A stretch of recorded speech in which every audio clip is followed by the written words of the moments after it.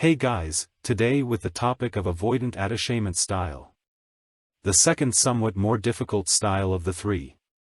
You might think just about everyone is difficult somewhere, but as with the anxious one, there are different patterns and ways of thinking here that you can understand and work around. Both in yourself and in others. And that's not so much manipulation as much as understanding how to be more responsive to each other. Although I wouldn't blame it on childhood alone, but these behavior patterns can also develop from later experiences. You might understand it better if I explain it with avoidant children. And that is that children usually get security and love from their parents. That would be the most natural behavior. Avoidant children, however, do not rely on security and love from the outside, but try to get it from themselves, which makes them more independent of their parents' presence.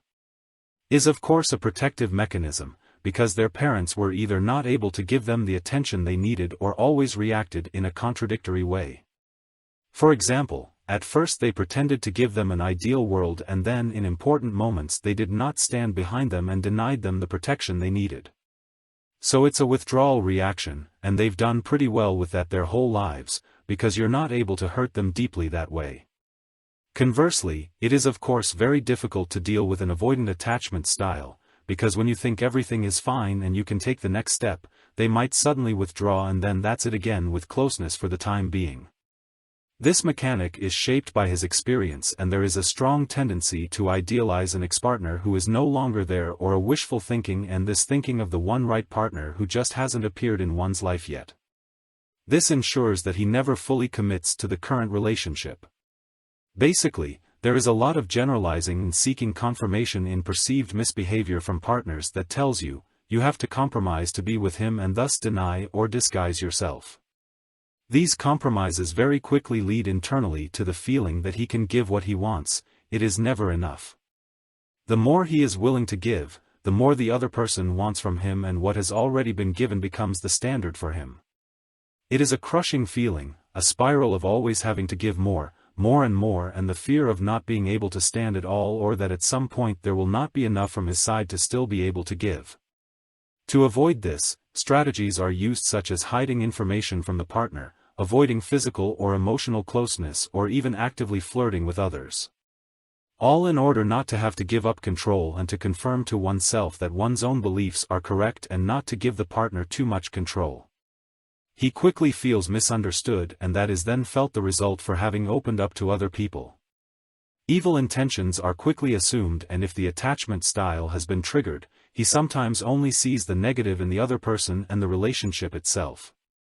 This is then possibility to close down, which can lead from silence and leave, to hostility and fights. As if he had been pushed into a corner, and partly as bad as if there was no escape, and what is then said in such a quarrel comes from the fact that he is inwardly permanently looking for a reason to reject the closeness and to downplay the relationship as a whole.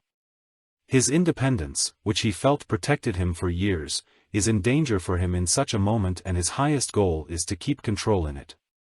Whether this is done by belittling the partner, or by completely withdrawing, depends on the person, but is out of proportion to the partner's actual intention.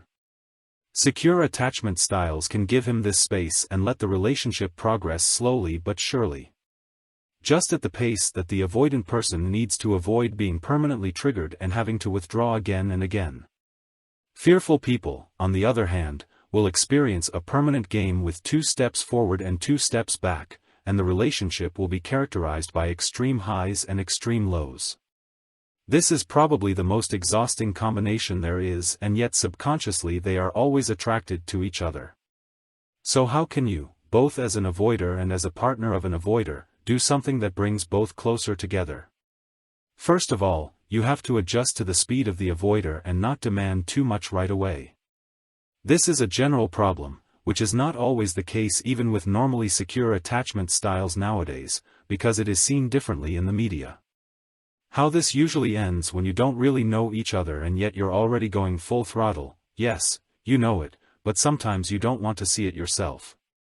If you put on the brakes a bit there, you should be able to talk about anything and always stay on topic during possible arguments. Otherwise, an argument can range from, "You never clean out the dishwasher," quickly go in the direction of, "Your mother is the very last thing." No one wants that, and it creates new, deeper problems that could always escalate at the wrong moments. Overall, they need to feel understood, no matter how slowly they open up or even pull back from time to time.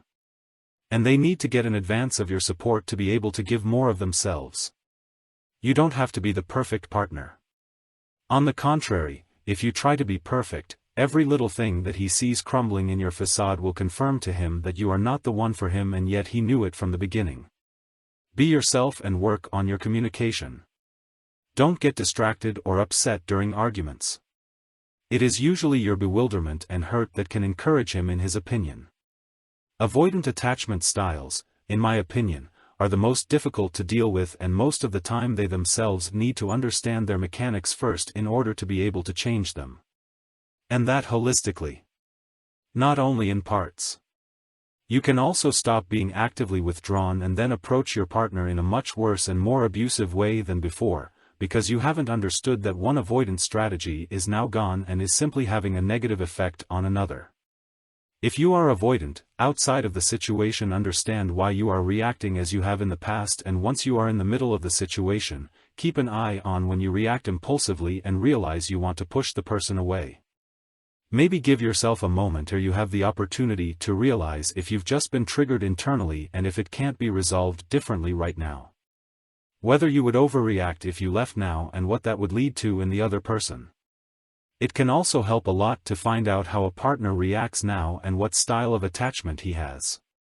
You can also put yourself in other people's shoes as an avoider, if you have not yet broken too much, and gradually decipher the other person's ways of thinking and triggers for yourself.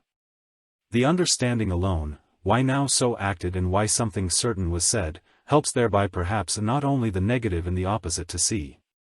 Furthermore, one should free oneself from the thought that the perfect partner could be walking around out there, and therefore one could not get as far with the current one as with another one.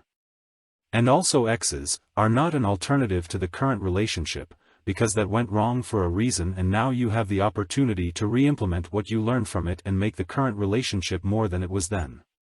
What else is worth considering are joint activities where the focus is not just permanently on each other.